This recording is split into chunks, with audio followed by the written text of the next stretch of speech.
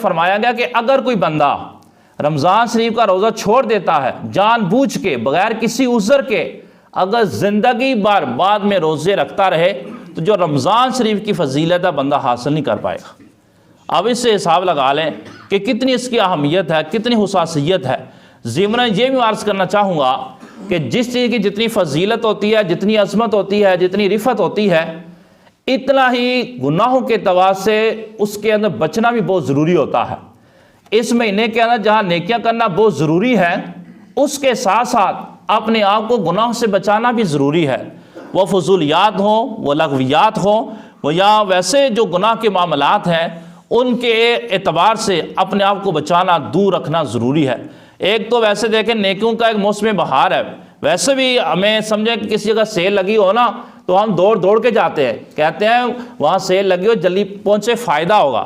تو یہ سمجھیں نیکیوں کی سیل لگی ہوئی ہے۔ آپ خود سمجھدار ہیں جس مہینے کے اندر نفل کا ثواب فرض کے برابر ہو جائے اور فرض کا ثواب 70 گنا بڑھا دیا جائے تو پھر اس کے اندر کتنی برکتیں ہوں گی۔ آپ خود حساب لگائیں بھی نیکیوں کی سیل ہی لگی ہوئی ہے، اس کے باوجود بھی ہم محروم رہیں۔ تو جو حدیث کے اندر فرمائے گا جس بندے نے ماہ رمضان کو پایا اور اس کے باوجود بھی اپنی بخشش نہ کروا سکا، حدیث کے اعتبار سے فرمائے گا وہ بندہ بدبخت ہے۔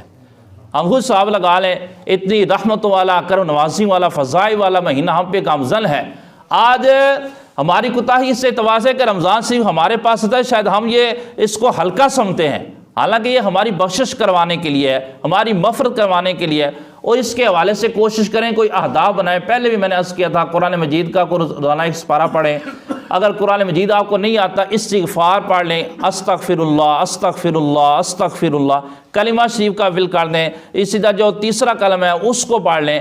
جو کچھ آپ کو آتا ہے روزانہ کی بنیاد پر آپ طے کر لیں کہ ہم نے اتنا یہ پڑھنا ہے۔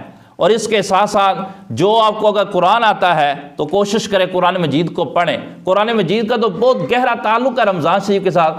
ایک تو رمضان شریف میں قرآن مجید نازل ہوا ہے، اس کی لیلۃ القدر میں نازل ہوا ہے، اور تیسری بات یہ ہے کہ نبی پاک صلی اللہ علیہ وآلہ وسلم رمضان شریف کے اندر جبریل امین کو قرآن سناتے تھے اور جبریل امین سے قرآن سنتے تھے۔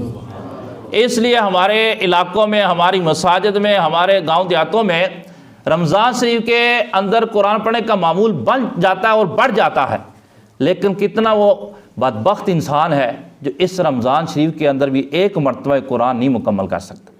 اس سے اوپر ہمیں غور کرنے کی بہت حاجت و ضرورت ہے۔ یقین جانیں آج دنیا جہان کی خبریں، رپورٹیں، ساری چیزیں ہمیں پتہ ہوتی ہیں، ہم اس کے اوپر بحثیں کر رہے ہوتے ہیں، ہم اس کے اوپر تبصرے کر رہے ہوتے ہیں، ہمارے منہ بند نہیں ہوتے، ہماری اتنی باتیں ہوتی ہیں، دوسرے کو موقع نہیں دیتے۔ اگر پوچھا جائے نا کہ رمضان شریف میں 2 قرآن ایک قرآن ختم کیا تو شاید چند ہی لوگ ایسے ہوں گے جو پڑھنے والے ہوں گے۔